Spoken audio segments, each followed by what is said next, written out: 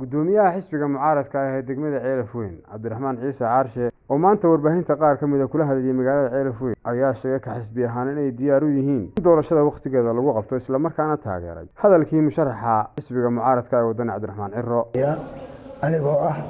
gudoomiyaha degmada Ceelafweyn xisbiga wadani Cabdiraxmaan Ciise Caarshe shacabweynaha Soomaaliland meel kasta uu joogo darfaha dal iyo dibad waxaan kale oo halkan ka salaamay xisbiga wadani iyo taageerayaashiisa ay ugu mudan yihiin madaxda sare xisbiga sida musharaxa madaxweyne Cabdiraxmaan Maxamed Cabdullaahi gudoomiyaha xisbiga inta ka bacdi waxaan halkan shirkeyga maanta daaran yahay ku sheegay hadaan xisbiga wadani sida uu sheegay musharaxa madaxweyne xisbiga inaanu diyaar u nahay doorasho xor iyo xalaal caalamkana aanu sheegayno adigana aanu ka rabno inaad sidaas u tartanto sida yada si lagu tartanto farbaad ku timi fartiina maantana farbaa dagaal ma jiro wax kale dagaal baa jira waa wax qalad ah dagaal ma jiro kursi lagu imalaya nin walba doonaya anagu dagaal iyo waxa ma socdo waxa propagandaha ay kulmiye sameeylayo anagu kuma jiro hadda xisbigana waan diyaar u nahay doorasho xor iyo xalaal baan diyaar u nahay doorasho xor iyo xalaala far iyo cod baan anagu diyaar u nahay miiska doorashada kaalay baan ku leenahay madaxweyne waxaan ku sheegaynaa haddaad isku kalsooni qabto oo shacabka Soomaaliland ay ku naceen hadday shacabka Soomaaliland ay ku naceen oo aad ogtahay inay ku naceen iska dhiib kursiga oo aad kalsooni qabnaa aad doorasho gali kareen haddii ay ku rabaan isleedahay waa lagu rabaa oo madaxweynihii ugu wanaagsanaa baa waa lagu rabaa doorashada kaalay wixii ku rabaa ku doorteen shaaxda waxday waxaa la ogyahay kursiga kan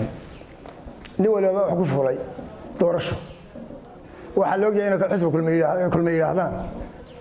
wadana waxay ku cabataa waxaan cod yar baan kaga helay doorashada waqtigii hore tartankii hore kama helin xisbigu aanu doorashada helin kama helin waana musuqmaasuq baa tirahdaan baa xisbigu helay tan cod baa laga helay baa tirahdaan hadda 800 kun baa tirahdaan bal hadda codkii waxaad haysatay aad sheegtay xaraan ku soo bixin marka hore baan xisbigu xaraan ku iman bal hadda tartanka kaalay maxaa la baqaysan tartanka kaalaya miiska codaynta kaalaya tartan gala waxa leeyahay ka baahan yahay anagu waxaanu diyaar u nahay mar labaad iyo mar saddexaad aan ku celcelinaya inaan doorasho diyaar u nahay inaanayna doorashada waqtigeeda dhaafaynin marnaba geesta kale waxa uu gudoomiyaha xisbiga mucaaradka wadani degmada Ceelafweyn Cabdi Ciise uu dhaliil u soo jeediyay madaxweynaha Jamhuuriyadda Soomaaliland iyo waliba golaha baarlamaanka iyo waliba maxkamadda sare ee qaranka ballanqaadkii madaxweynaha Soomaaliland Muuse Biixi oo ballan qaaday inuu khilaafkii soo jireenka ahaa ee isagu abuuray isbuucyadan iyo wiigagan middan ku dhex jiro ee ah doorashada hal la qabto ay asxaabtu lahaayeen isna uu ka wareegayay isagoo ballan qaaday ay dhiin dabadeeda inuu la kulmi doono asxaabta xisbiyada madaxda miiska wada hadalkan keeni doono wixii la isku hayay oo uu bannaanka iska dhigo taas oo ay isha ku hayeen caalamka iyo soo qaranka Soomaaliland shacabka Soomaaliland ay isha ku hayeen waxa natiijada ka soo bixi doonta ay isha ku hayeen taas oo markii loo tagay ay la kulmeen labada gudoomiye nabad xisbi mucaarad gudoomiyaashooda xirsi Cali iyo Faysal Cali Waraabe iyo musharaxa madaxweyne Cabdiraxmaan Maxamed Cabdullaahi sida uu sheegay iyadoo lagala soo noqday waxaan laga filayn iyo gacmo maran iyadoo rajo laga qabin ninka ku noqodka madaxweynaha ku noqodkiisa arinta aan rajo laga qabin sida ay sheegay musharaxa madaxweyne ee xisbiga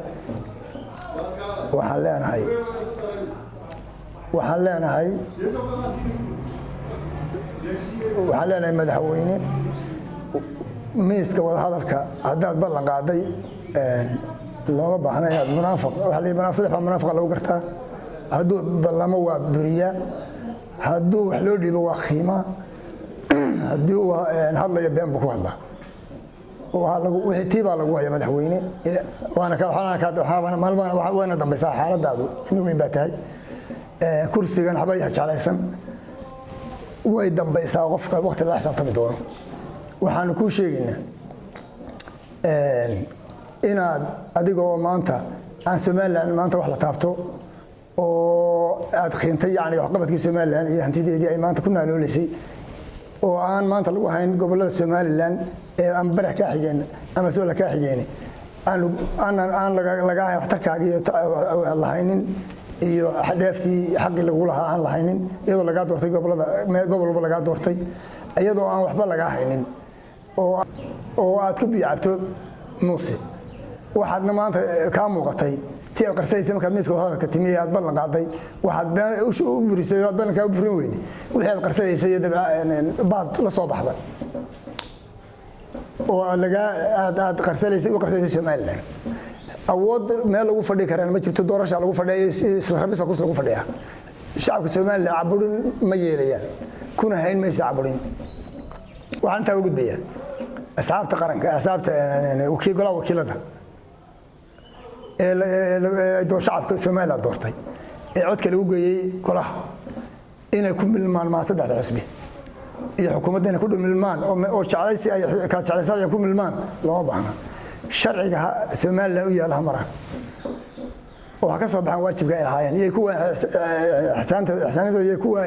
iyagu jacaysanaya qof jacaysanaya ama madaxweyne taageeraya ama cid ka taageeraya waxaan leenahay ka soo bax waajibkiina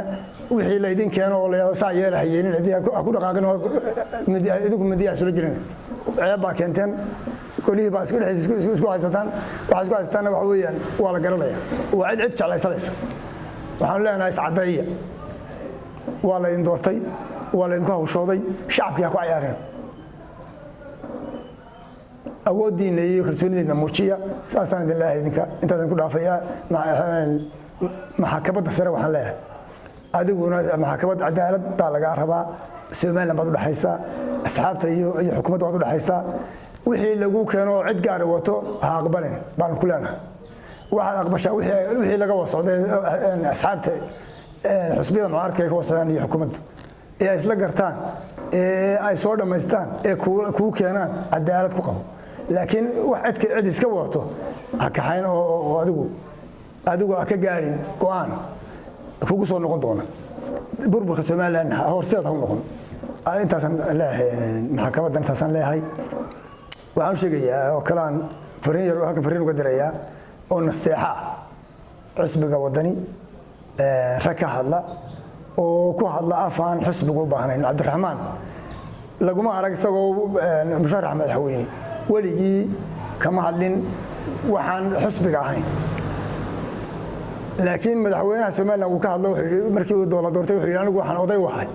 reeraha beeshii doortay baan oday wahay taasaa laga hayaa madaxweynaha laakiin musharax lagama hayo reer iyo wax u eeg wili lagu maqal dadka ka dhaxlay xisbigayga waxaan leeyahay waa reeraha iyo wax ku soo yar dardaraya ka daayo xisbiga uma baahna gadaamada xisbiga daayo uma baahna nin wala reer buu yahay laakiin xisbiga la taageerada ayaa la taageeraya xisbiga isbedelka maanta xisbi laga doonayo anagu inuu isbedel buu doonaya xisbiga wadani baan ka doonaynaa waan taageersanahay waan uga taaganahay